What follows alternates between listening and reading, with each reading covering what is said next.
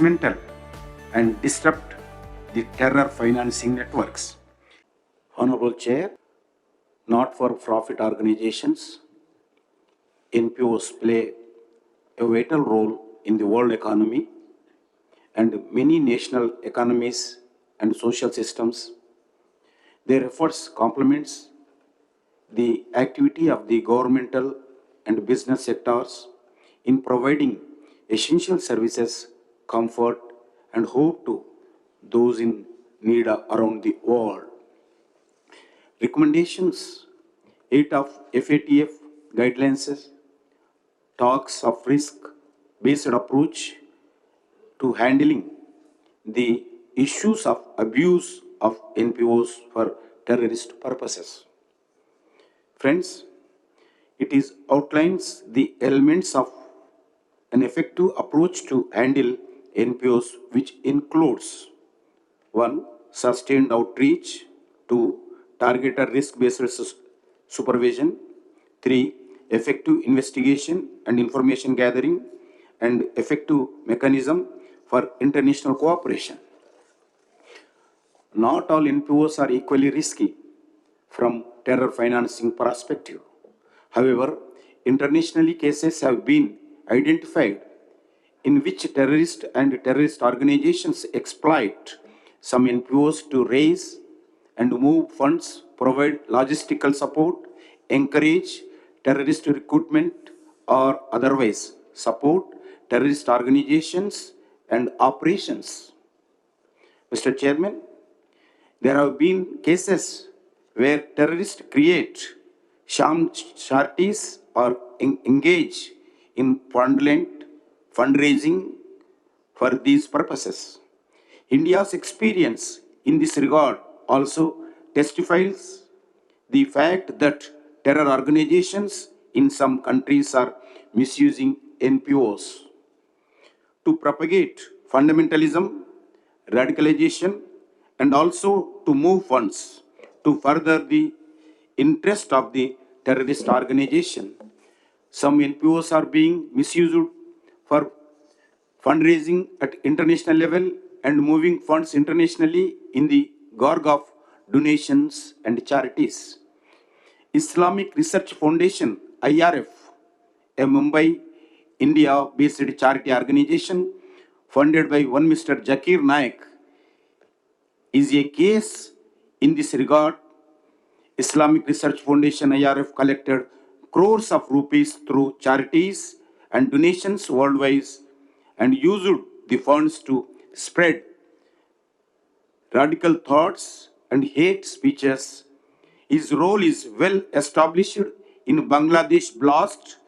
He is presently absconding and residing in Malaysia.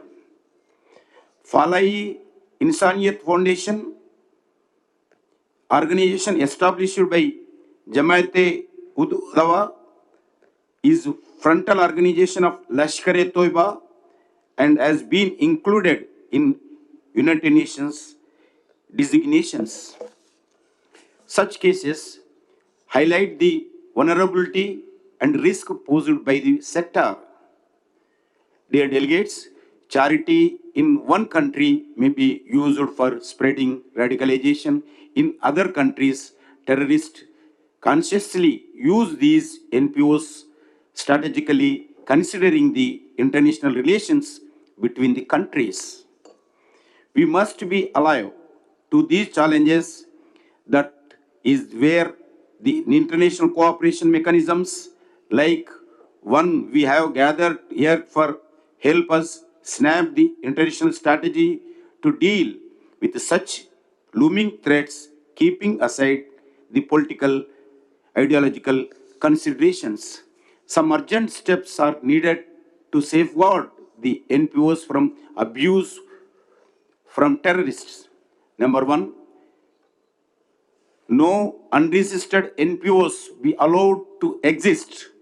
Authorities should ensure that NPOs whose registration is cancelled should no more exist.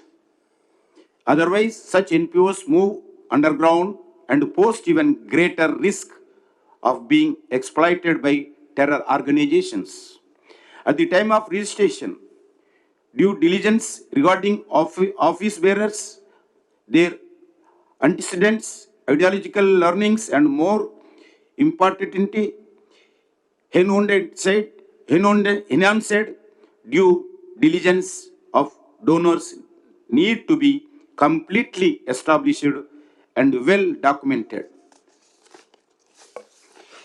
Continued inspections and supervisions of NPOs is required following risk-based approach. In case of defaults, strong monetary sanctions and imprisonments of office bearers must be provided in law. India offers and would be urged to have a highest level of political commitment and professional cooperation at international level to provide a safe ecosystem for NPOs to flourish and serve the mankind, which is their primary and designated goal. Lastly, we look forward to see all of you in India in 2020 for No Money for Terror Ministerial Conference on Counter-Terrorism Financing. Thank you, one and all.